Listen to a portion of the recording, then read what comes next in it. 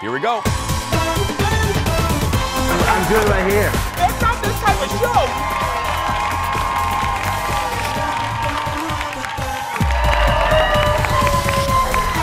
People showed up again.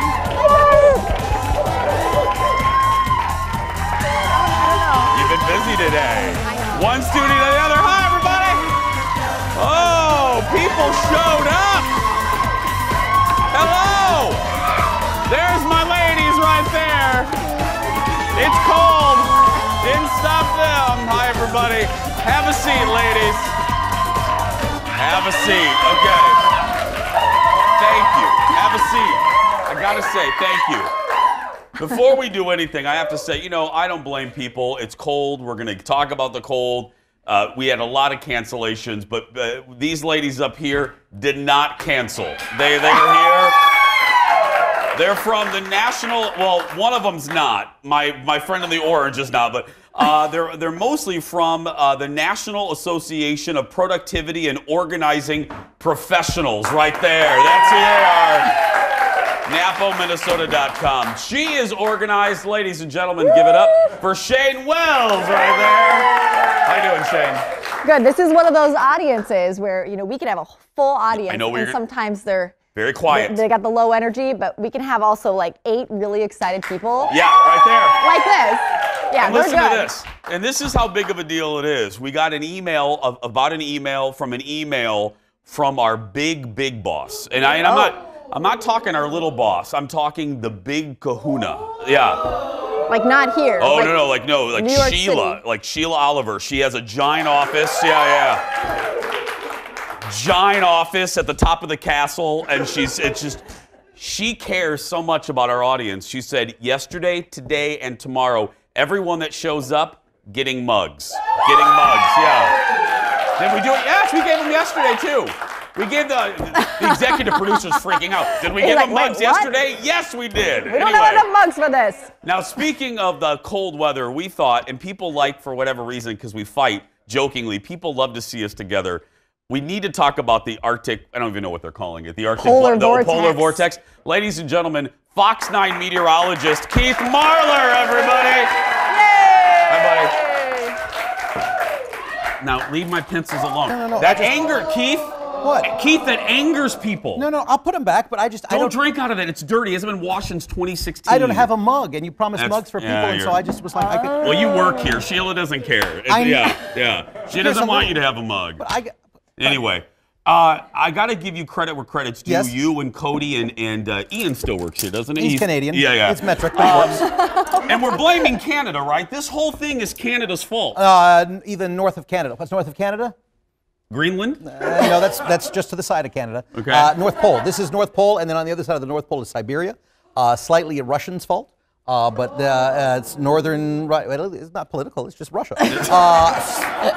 Siberia counts. I mean, it is what it is. Yeah. But it's northern Siberia, and then into the North Pole, and it kind of slipped over the North Pole and went oops into northern Canada, and then just kind of went oops over there, and there's not much between the North Pole and us except a barbed wire fence or two. Yeah. And then there it is for us. We got to go, but how many more hours do we have to put up with this? Well, what is today? Today it's and Wednesday, then, tomorrow morning. Okay. And then we start to climb out of it a little bit tomorrow afternoon. We'll still be below zero. We'll be above zero here in the Twin Cities by around 11 or noon on Friday. Once the Jason show's Friday. over. And the Jason show's over Friday. Yeah. You will be the pivot point on Friday. I love it. I love it too. Okay. All right, Best. Take a pencil. I put your pencil. There we go. There's a pencil for you, buddy. There we go. Thank you. So generous. Good man. Keith Marler, everybody. There he goes. Let's start the hot dish. Here we go, everybody. Let's do this. Now, here. You guys know us. We're a goofy show. I say this all the time, but sometimes the news of the day forces a little pivot in attitude. And this is one of those days because we start with a story a lot of you guys are talking about. I know I'm thinking about, talking about, I'm sad about, and that's involving Empire star Jussie Smollett. He was attacked by 2 men in Chicago in what's being investigated as a hate crime. And they've been all over this story, and I wanted to get the very latest. So joining me live from LA is our good friend, Charles from TMZ. Good morning, Charles. Morning, Jason. Morning. I don't. I just said it. This breaks my heart in so many ways. What do we know, buddy? You're right, Jason, and we've been feeling it for a day now. I mean, what Jussie described as happening to him is really horrific. Here's what we know at this point: that police are combing Chicago, looking not only at the city cameras, but they're talking to private businesses, going into residents, looking at any cameras that will be pointed at the area where Jussie told them he was attacked by two men wearing ski masks, who poured bleach on him, left a rope around his neck, and also used homophobic and racial slurs and yelled, "This is MAGA country." So that is what police are looking for at this point. We also know that there was this letter that was sent to Jussie at Fox Studios in Chicago 8 days before the attack. That letter was sent to the FBI, and we know that Fox's reaction to it was to offer to Jussie round-the-clock security when he was away from the studio. He turned that down. We're told he just didn't want, he doesn't travel with a huge entourage and didn't want to be walking around with bodyguards. He's not a politician, didn't feel like he needed Secret Service. But how could he ever have imagined that what he says happened to him would ever happen? So, as we do know that as of now, Empire and Fox have offered, not only offered, but there will be armed security with all of the stars of Empire while they're in Chicago shooting the last few episodes of the season. Charles, there's so many aspects of the story that's frightening to me, but I was thinking about just the timeline here. Obviously, whether these guys are connected to that threatening letter, I was thinking about this. They obviously hunted him, Charles. They had to have known if they had bleach and a rope with them, they had to have known his trajectory. All of those things point to premeditation, point to having some knowledge of where he lives, because we do know that this happened near to his residence there in Chicago. So it seems odd that they just happened upon him and had all these things. If it wasn't premeditated against Jussie, it was premeditated that they were going to attack someone, is what it sounds like. Yeah. Charles, thanks for, I know this is unusual, and we appreciate you guys taking time to join us today with the latest. Thanks, buddy. Yeah, go ahead. And I'm happy to do that, but I want to say, Jason, I heard you guys talking about the weather. We are all thinking about you also. I mean, I know, totally turning, shifting gears here, but thank you. Man, I've just been looking at the video, and I don't know how you guys do it, but hang in there. Vodka, Charles, vodka. That's how we're doing it. Yeah. Thank you, buddy. Thank you. Good idea. All right. I got to tell you, this is like a really scary reminder, that this stuff happens. And I said at the top of the show that it's been weighing on me. This is nothing I haven't said publicly, but I'm an out gay guy, and I have a show. I have a radio show. I'm out there. I talk about where I go. And that's the cost of social media. You got to interact with people. I'm pretty open. I shouldn't have to worry about this. But I got to tell you, for anybody that doesn't think that this kind of stuff happens in big cities, because you feel insulated, you feel protected. I know I do. My husband and I, because we live in Minneapolis, which, I never worry about this. But, I immediately thought of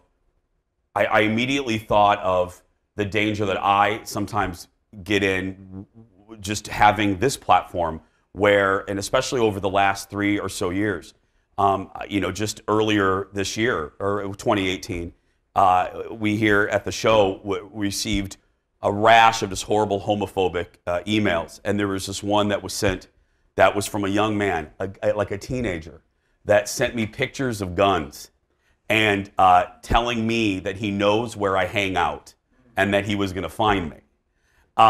And that was one. And now, I got to tell you, I mean, the executive producer, I don't even look at the emails sometimes that come in. I actually have a friend of mine that monitors my social media, because I hate to say it, but there isn't a month or 2 months that doesn't go by that I don't receive not just a casual, I don't like you, I don't like your show, but just a horrendous, awful, homophobic email. I get one like once a month on average, or they pop up on our Jason Show Facebook page. There's one guy in particular. And it's scary. It's scary for me. It's scary for my family. It's scary. So when I read this about Jussie, it really hit home because it makes you think, God, do I have to worry about stepping outside the studio? I shouldn't have to. I shouldn't have to worry about getting the crap beat out of me because I choose to live my truth and to speak my truth. I shouldn't have to worry about that in America. In 2019, I thought, sadly, I thought I thought we made progress, and I hope that we do, and I hope this is an isolated incident, but I'm afraid that it's not. I'm afraid that it's not, and I just wish Jussie the best and a speedy recovery. That's all I can say. Yeah. Okay. Now watch this.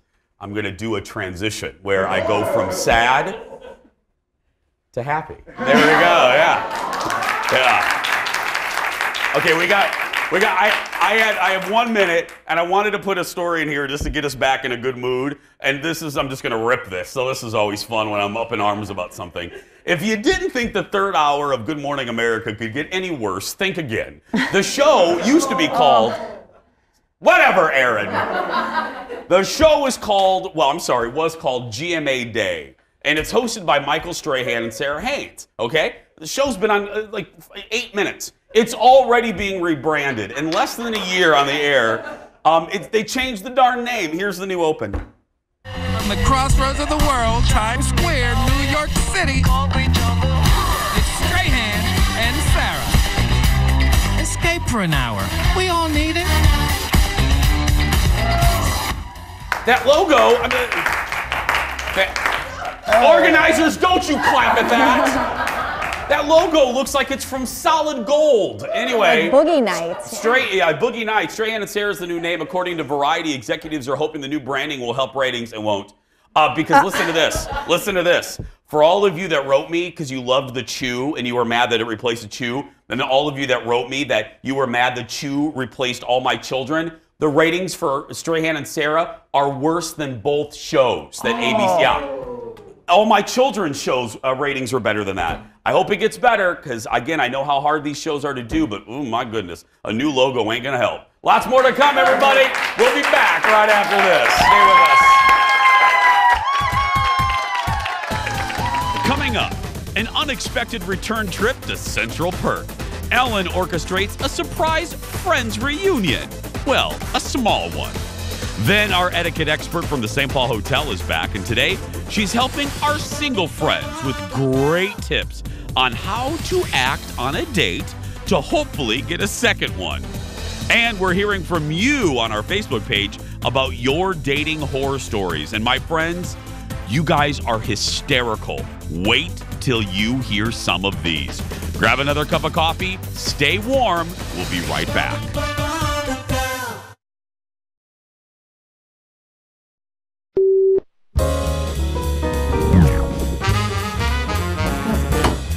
I have a lot of black socks. 黒いソックスたくさん。これがやはりときめくんですね。But they spark joy for you, I assume. No, I just have to wear them for the show, so I wear them. 必需品なんですよ。Let's take this opportunity to express your gratitude for them.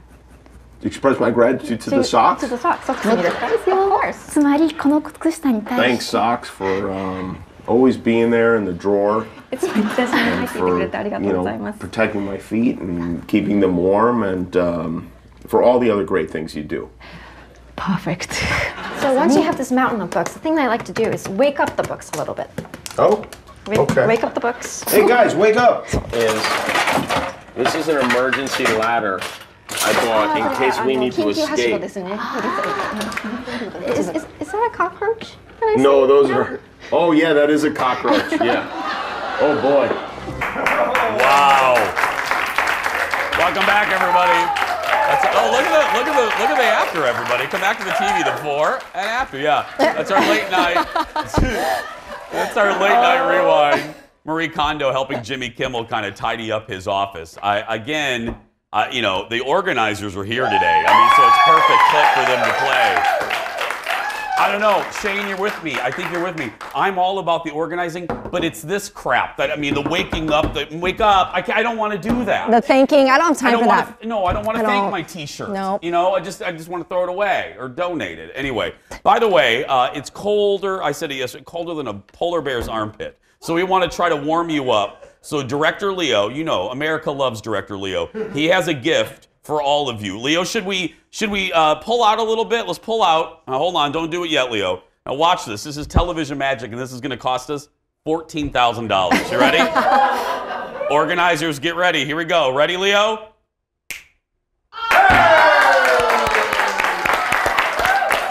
That's beautiful. Now just stay there. Farther away is perfect, actually. More dish for you. Courtney Cox visited Ellen yesterday and got quite the surprise. Look at this. So we're going to do something that's going to be creative, because look what I got. I got a set over here for us. Let's walk over. All right. And we're going to take a picture.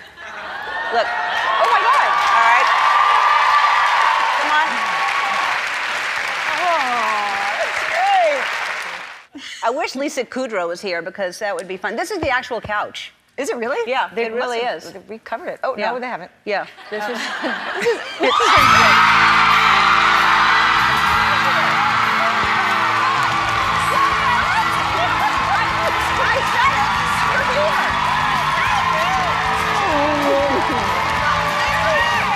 Instagram? Yeah. Yeah. This is great. Then now y'all can follow each other.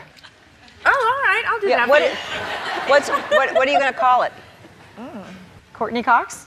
Official? Oh, I think, no, Courtney Cox official. It has to be, because someone has Courtney Cox. Yeah, someone takes our names. It's weird. Yes. Yes. I wish you had your guitar here. That would be fun. Wouldn't it? Yeah. But who would play it? That's true. Shane, I know you're with me. Oh, by the way, the picture, Courtney's first on Instagram, that's why Ellen did that, already has 225,000 likes. You know, I gotta say, I was watching the audience's reaction to when Lisa came out. People love that show, and you know why? It's like a warm blanket. You know what I mean? You turn on that show, we call it our pacer show. Like if we're not really into watching anything else, we'll put on Friends on Netflix. It's just, it puts you in a good mood because they are like your friends, you know? And they're actually friends and seemingly still like each other. Where with like Sarah Jessica Parker and that drama, it's not as fun to watch knowing like they actually hated each other. Yeah. Right? Yeah, they all like each other. I don't know about Schwimmer, but I think the rest of them all like each other. Yeah. Poor David Schwimmer. I know, he's just kind of, I think he's the shy one. I think he's the one like, oh, okay, go over there. You know what I mean? I don't know. Still ahead, we're talking, maybe, now I like Schwimmer, he's my favorite, but I don't know. Still ahead, everybody, we're talking some dating horror stories. But next, since it's so cold out, we decided to give you some binge-worthy shows to keep you warm, because you aren't going to leave your house. So we'll tell you some shows you need to watch today. We'll be right back, everybody. Back after this.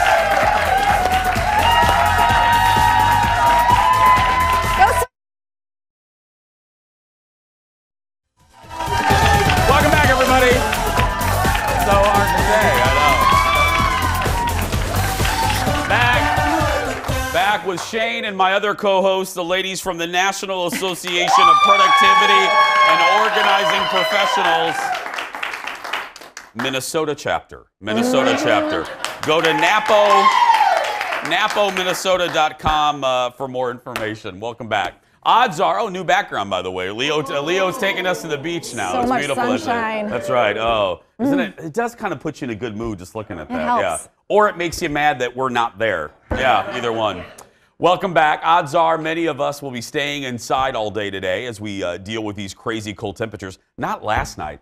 I went out. I had a dinner already planned for months and went out last night. Restaurant was packed. Oh, And I it was just going to say, was 26 anyone below. there? No, yeah, it was packed. Anyway, I was like, look at you, Minnesotans. Anyway, yeah. They're all listening to Eric Dayton. Well, all this means extra time for all of you guys to binge shows on Netflix or Hulu or CBS or whatever.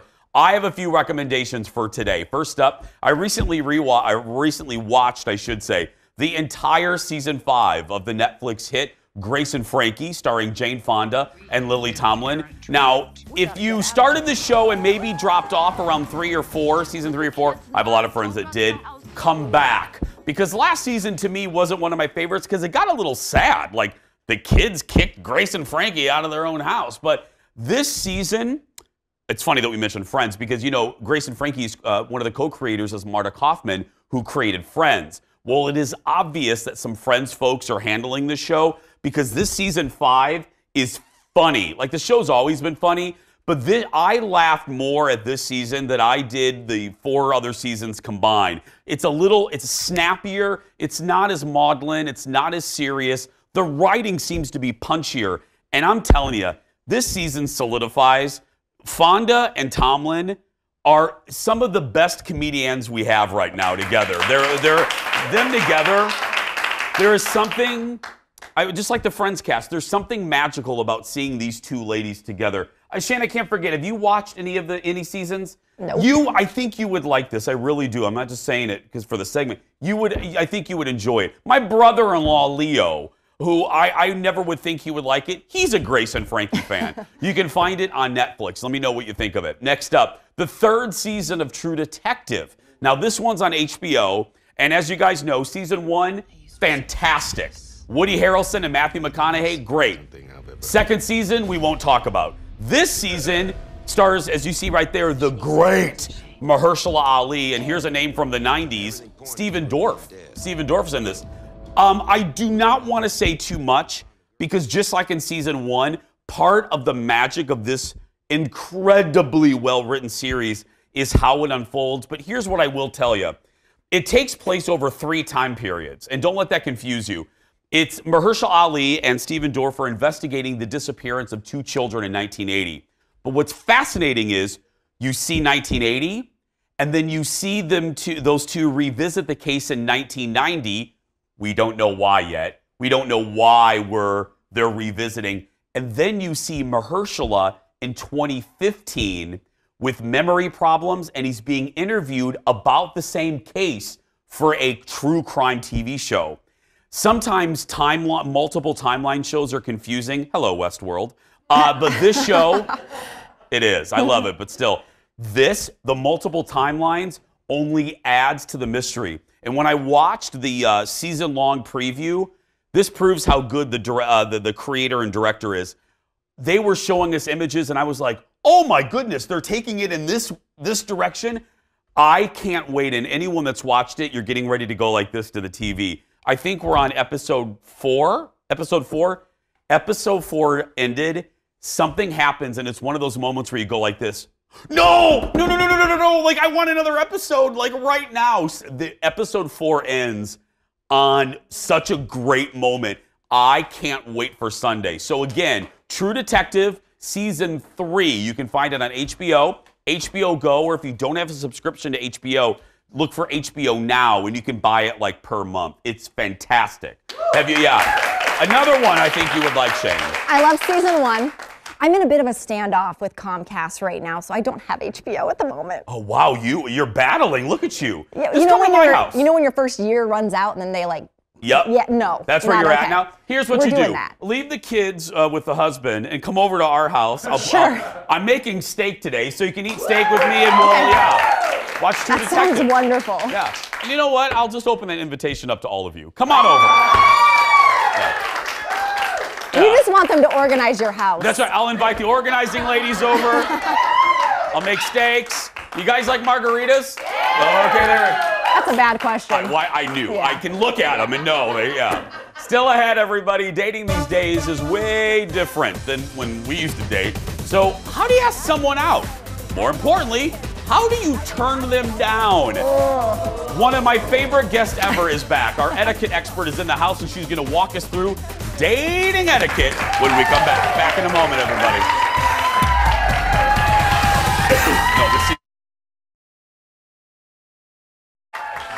Welcome back, everybody.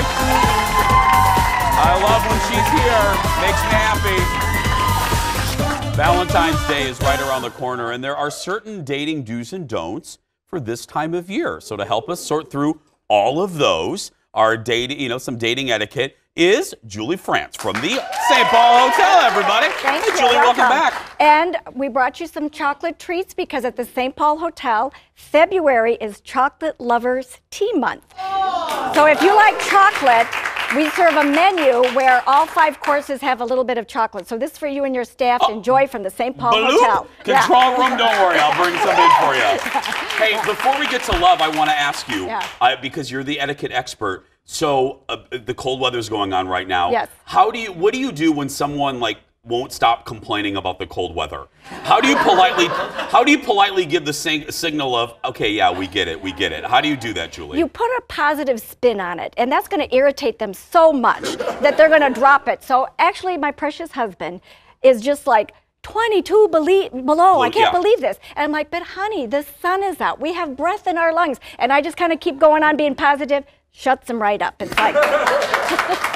There we go. And it is true. It is true. Yep. Put a positive spin on it. That's right. Okay, let's start off. Basically the new rules of dating. Give me one. What's a new rule? A new rule is, it used to be, and again, I dated a long, long time ago. We just celebrated 40 years of marriage. Have to say, I'm really glad I'm not out there in the dating scene. I feel the same Yeah, way, and yes. I keep saying, I'm sticking with you, honey, because I'm not going out in that mess. Exactly. Because, first of all, it's like there are no more rules. It's like anything goes. But there's a couple of major shifts, and one of them was, of course, when I was growing up, you couldn't date until you were 16. A guy had to ask you out. He had to ask you out at least a week in advance. Come get approval from the father. There were like all these layers that you had to jump through. It's like getting a mortgage. Well, yeah. And then the guy always paid. So that was just, you just knew that. The new rule is anyone can ask anyone out. But the rule is also whoever does the asking should pay. So that so that should eliminate some of that confusion. And it's just like if I ask anybody out to go for dinner, then it's assumed I am hosting you, I will pay. Now, with that being said, a wise person will always have a little cash on hand and at least try to make a move for your wallet so it appears that you're happy to, pitch in. And then let them. And I just have to mention this too, because this is interesting. I was reading about a survey where when men and women are being surveyed about dating, men still prefer to do the asking, and women still prefer that the men do the asking in a survey. So people still like the old-fashioned ways. And I just, I like that too. I like that. And not that I'm asking a lot of women out these days, but I'm just saying. You can laugh at that one, Julie. That's fine. Yeah. Okay, so how are people meeting eligible people nowadays? Well, of course, the whole online is very popular. It has changed everything. My word of advice is be you, be authentic. Don't let somebody be surprised when they see you because you look nothing like that profile. And personally, I want to meet people from my pool of where I'm at, where I work, where I go to church, organizations that I volunteer, because they're going to have the same passions and interests. And isn't that what it's about? That is a good one. Yeah, it's about finding somebody, connecting with somebody that shares your values, your goals in lives, the companionship. I mean, I'm so grateful. 40 years. We started out as friends, my husband and I, raised the kids, careers. We're still friends, and it's great. It's wonderful. I want to move on, but I want to say it again. The whole old profile pic thing, who do you think you're fooling? You're eventually going to go on that date. Yes. It boggles my mind. Anyway, okay, how do you ask someone out? What you do What you do not do is say, hey, you want to hang out? And you hear that all the time. Please don't do that. Don't say to somebody you want to hang out. Also, don't say, what are you doing Friday night? That's a loaded question. I don't know if you have something fun planned or you're going to ask me to babysit your kids. Yeah. So, you never say to somebody, what are you doing that night? What you do as a polite response is say, why do you ask? And then let them give the details. That's a little slide too, Julie, to move in. Yes. Why do you ask? Why do you ask? And that's a good way to deflect any question that's being asked of you that you feel is too personal, too inappropriate. Just literally, why do you ask? But back to asking somebody out on a date, have a plan, have some details, and convey them clearly to the person. Don't just make it evasive, this whole hangout business, but have a plan. And you should know the person or their likes so that you're not going to take them to a wrestling match and they're like, the furthest thing from wanting to go to a wrestling match. Find out what their interests are. Yeah. Want to go to WrestleMania, babe? Let's go, probably there's some stories on there that talk about that. We're getting to some, Well, now that we know how to find a date, it's time to talk about the actual date. Like when you get there, how do you act? Julie's advice on planning a date and what to talk about and probably what not to talk about when we come back. Back in a moment, everybody. Stay with us.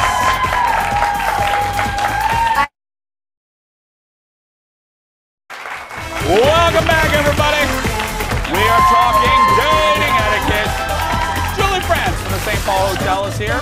Okay, before we get to the actual date, one thing we didn't cover that I want to cover is, okay, what if you want to turn someone down that asks you on a date? Right. How do you politely do that? Remember, we go through life showing respect and kindness. This person has genuinely shown interest in you. Do not be rude. Don't be unkind. Just look at them and say, I really appreciate you asking, but I have other plans. Now, if 3 times you ask, 3 times they politely say, I have other plans, it's just like baseball. 3 times you're out, move on. Got it. Yeah. So let me ask, I won't embarrass them by naming them, but like producer Ted, is ghosting ever appropriate? No, no. And again, we should probably describe what that means, because a lot of people my age, we don't even know what that means because we didn't have anything to do with it. But it's basically where you just kind of disappear. No, be kind. Just let them know you're moving on. That's right. I mean, we just need to move back to being respectful to other people's feelings. Hear that, control room? That's right. No ghosting. No ghosting. No ghosting. No ghosting, Ted. Or I'm sorry, I meant to change his name. Teed. There we go, yeah. Okay, so when we're on the actual date, what should a first date look like? A first date should be relatively short in the length of time. And may I just say, tea at the St. Paul Hotel is perfect. Atta girl. Get that plug in, Julie. Well, no, here's why. I know, I love it. No, you're right. Why. Because it's a 2-hour event. Yep. It's a public place. It's short. There's music you can listen to if the conversation gets a little lull. And so it's a defined amount of time. Yeah. To plan an all-day excursion is not wise, because within 15 minutes, if you think this is going nowhere, a very, very, very long day. Very long Very long day. Very long day. I always say coffee. Coffee or tea is a great starter. Yeah. Okay, tricks for me, because you're a great conversationalist. I always appreciate one. What's good tip for that, for being a good conversationalist? Be a good listener. You have 2 ears. Aaron Schwab. Yeah. Yes, girl. Yes. You have 2 ears and 1 mouth, and you should use them in that proportion. And then you also want to ask open-ended questions. Don't ask questions that can be answered with just yes or no, but open-ended questions. And in fact, a great way to start a conversation is, tell me about your latest cooking adventures, because I know you like to cook. Tell me how you do that phenomenal filet mignon. Yeah. And so we ask questions that invite a response. Then I listen, and I pick up more cues of what interests you in life. My overall goal in having a conversation, getting to know you, is what are your passions in life? Okay, but let me ask you. Okay, so let's say we're on a date. Right. And let's say we're on a date, Julie, and you just did that. You just asked me about my filet mignon, okay? Yeah. I tell you, now how do I send that ping pong ball back to you how do I know how I'm not going on too long about myself or my recipe? Do I keep it condensed, and then do I follow back with you with a question? That's correct. It's called mirroring back. So you mirror back the question. If I say, how was your holidays? You would tell me again, don't be a bore and go on and on and on. But then you would pause and say, and how about you, Julie? How was your holidays? So you're right. Conversation is like a game of tennis. Yeah. I serve it over to you. You can't just stand there. Yeah, no, I don't know. You have to be interactive with it. But that's where we want to ask questions that invite that response, and then I'm going to be a good listener. How do you end a date? It has been a pleasure. Thank you so much. Okay, now. Oh, wait, I'm not done. Okay. I'm not done. And then I close the door. So be gracious, be kind, handshake, smile, say something nice, and you leave that person at the other side of the door. Good night.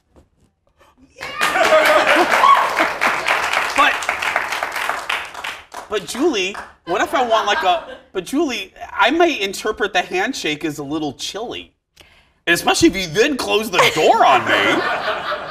I'm sorry, I'm very old-fashioned. I think the first date should be just a tad bit chilly. Things can warm up as we progress, but first date is going to be a little chilly. Okay, so not even a hug? No. Girl, this is okay. But then, okay, we got to go, but then what if, how then do you send a signal? If you're going to do that, how do you reassure that person that you are still interested in? Or you just have to tempt fate? Well, you can kind of open the door and say, love to hear from you again, had a fabulous time. And close the door again. Oh, I like that. Okay. Yeah. Oh, I like that. Okay. Yeah. Yeah, so you do. You want to give signals, but yet, I'm sorry, I just kind of have a hard time with all of that. I just think, get to know each other. You know, find out what they're really about. And again, the whole Before point... you start necking on the couch. That's exactly right.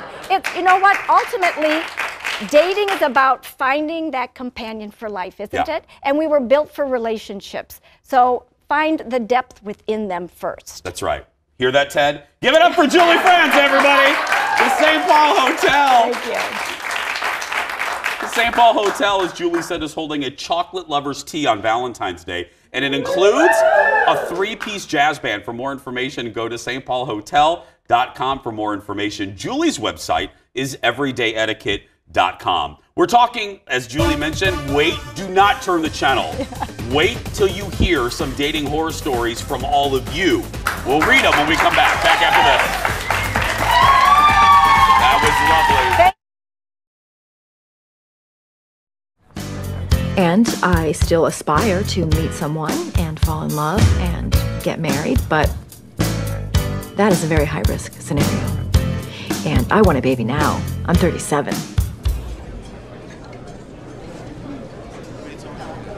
It's too much for a first date, isn't it?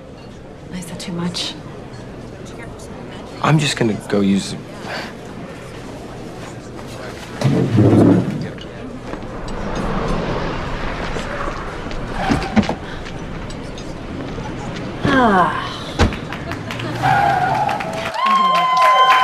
Welcome back, everybody. That's a clip from the 2008 movie Baby Mama with Tina Fey's character on a horrible first date. Welcome back.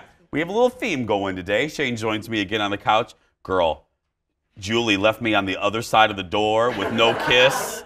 She slammed the door. Bye. Bye, That's Felicia. what she gave you. By the way, Julie said, and I know some of you are wondering when to ask for that second date. Julie said it's okay to ask even on the first date. That whole playing games of waiting 3 for 5 days. that's ridiculous. Stop doing that. We're keeping the conversation on dating going right now. On our Facebook page yesterday, we asked all of you to share some dating horror stories. And let's just say there were some doozies. We love you. See, thank you for responding because we do use them. Here are some of our favorites. First up, Renee. Hey, girl. Renee says, I went on a lunch date and he insisted on paying, so I let him. But then he asked if I wanted to go out again, and I said, I'm not sure. I got back to work, and he messaged me demanding I mail him the $7.39 I owed him for the bill. I didn't, and I never saw him again. That... $7. It's $7.39. Not like he bought her a steak dinner and still you didn't ask for it back. It took her to the ground round. For next, Chris says, on a first date at a movie, the guy was so cheap, he got an empty bag of popcorn out of the trash and told the counter person that he spilled his popcorn. That is disgusting. I mean, even on the first date, you can't buy a bag of popcorn. No, I get that popcorn at movies is expensive. Just then bring your own gummy bears or something. I mean, like, that is, you are dumpster diving on the first date. Julie just passed out. Oh, I'm like, she just sent Julie. Julie literally passed out of the thought of that. Jasmine writes, hey, Jasmine, I had a first date, and he asked if we could go to the park so we could bring his pet. I figured, yeah, a dog. But he showed up with a squirrel in a cage. I just closed the door when I saw that. He brought his pet squirrel. I'd keep him around. You would? I'd like to know more. About his pet squirrel? Yeah, how does that work? Shane, if a guy showed up to your door on a first date and he was holding a cat carrier and it had his pet squirrel, you would not go out with him. I would stick around just for the stories. Oh, that's very true. Yeah. It's gonna be a good one. Melissa writes to us, hey Melissa, met a guy online and we met for dinner. Food comes and he wants to cut up my meat and food and serve it to me. No. That's weird. What the hell do I look like? A baby bird? I don't need you to... I ain't no mama bird, baby bird crap. I ain't doing that. No. At the end of the date, He was upset I didn't kiss him. 10 minutes later, I got a message saying he thinks I'm the love of his life and he can picture our children. No! That's straight out of 10, How to Lose a Guy in 10 Days. Yes. Greatest dating movie ever. Ever, yeah. No. Wow. You probably shouldn't talk about kids on a first day. I haven't been on one in a while, but... Or picturing how your picture children how kids would look. look, Yeah. Mary writes to us. Mary says, hey, I met a guy at a bar. He took his shoes and socks off and put his feet on my lap under the table and asked for a foot rub. I got up and walked out, as you should, Mary. Hey, foot fetish. No. It's a first date. I was already grossed out just by the thought of them taking off their shoes and socks, but then putting those your nasty paws on my lap. No. Michelle writes to us, hey, Michelle, I had a date and cooked him a really nice meal. He ate, and then he said he was going out to his car to smoke. He never came back in. Called a week later asking me to go out again. What? Not a chance. No! Again! He ate a meal, left without saying anything. He went out to smoke. And then wanted another date. Yeah, no. You're not going to get a second one. I'm feeling so much better about like my days of dating. Oh. After reading these. Don't you feel grateful for your spouse right about now? Yes, Yeah. absolutely. Maureen says, during dinner, my date used nasal spray multiple times, even when we were eating. He told me all about how he was born with... Oh. He said he was born with small nostrils. And then blew his nose multiple times while we were eating. I don't think you need to tell people that you have small nostrils. Well, can't you just tell? Yeah, you can look and go, you have really small nostrils. Yeah. Oh, my goodness. Oh, Jeff knew that would get me. Oh, anything like that just kills me. I mean, look, I have a ton. We could do a whole show on this one. I've had a ton of horrible stories. You sure have. I've had a lot, yeah. If you need a good laugh, yeah, I really have. I dated someone that said they were British and they really weren't British. Yeah. Believe me. That was in the Star Tribune. If you Google my name, you'll see it. Yeah. Y'all Google my name right now and put, Google my name. You'll see it. There are more dating horror stories on our Facebook page. I was going to say the person's name. I'm not going to give publicity. No, you're about to get in trouble anyway. Yeah, I know. Jeff was having a heart attack. You should read it. You should read all of the things at the Jason Show TV Facebook page. And don't forget, you can watch full episodes of our show on our brand new YouTube channel. We post each day's episodes along with clips of the show, usually around 1 or 2 that same day. So search for The Jason Show and hit subscribe. My friends will be back after these words. Stay with us. Just Google my name. It'll pop up. Wrapping things up, everybody. Jane's back.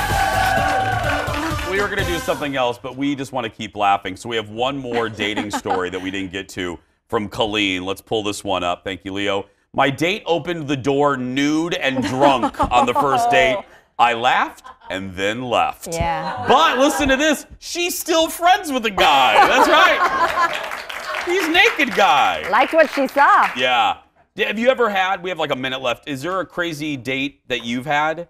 I had a guy who got drunk on a date, and then at the end of the night, he had like taken an Uber or something and said, can I have a ride home? It's on the way. And we had been kind of friends before, so I said, okay. But he actually, like, we were driving, and I'm like, where are we going? And he's like, I just want to spend more time with you. So he was just making me drive him, drunk. Just to spend more time. Did he have a pet squirrel? Isn't that sweet? Yeah. Had he had a pet squirrel, we would have been in the car longer. That's right, yeah. I want to see that squirrel. Yeah, I told you the one, Google my name, you can find out.